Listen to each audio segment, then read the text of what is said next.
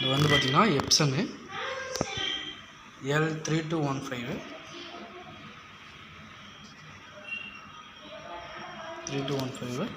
இதில் வந்து பார்த்திங்கன்னா அடிக்கடிக்கு நமக்கு வந்து இந்த ரெட் கலர் லைட் வந்து பிளிங்க் ஆகிட்டே இருக்கும்.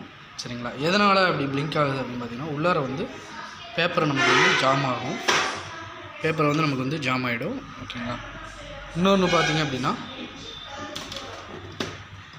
இதை நீங்கள் ஓப்பன் பண்ணிக்கலாம். கீழே லோட் ஆகுது இல்லைங்களா? அந்த ரோலர்லேயும் பார்த்திங்க அப்படின்னா பேப்பர் பீஸ் ஏதாவது இருக்கும் நமக்கு. சரிங்களா?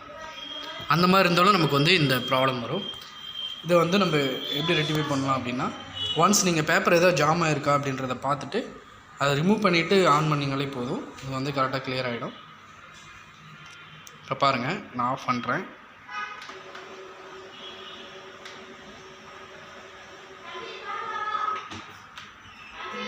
இப்போ நான் வந்து பார்த்திங்கன்னா பேப்பர் ஏதாவது ஜாம் ஆகிருக்கான்னு பார்க்குறேன்.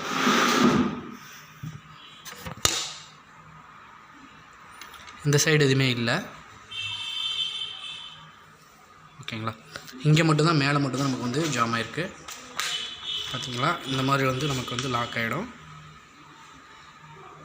பேப்பர் வந்து கசங்கி இருக்கு இல்லைங்களா? இந்த மாதிரி இருந்ததுனால நமக்கு இந்த பிரச்சனை வந்துடும். சரிங்களா? பண்ணிட்டேன்.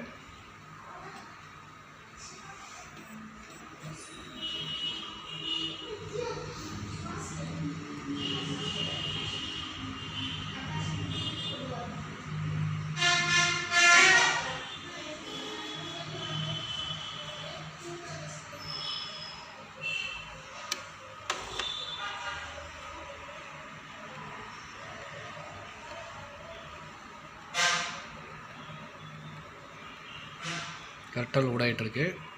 எந்த ஒரு ப்ராப்ளமும் இல்லை.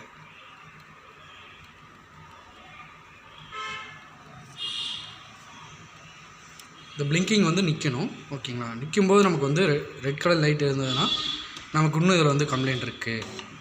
ஓகேங்களா? சப்போஸ் இல்லை அப்படின்னா நமக்கு வந்து இந்த பேப்பர் ஜாமிங் மட்டும்தான் அப்படின்றத மென்ஷன் பண்ணிக்கோங்க.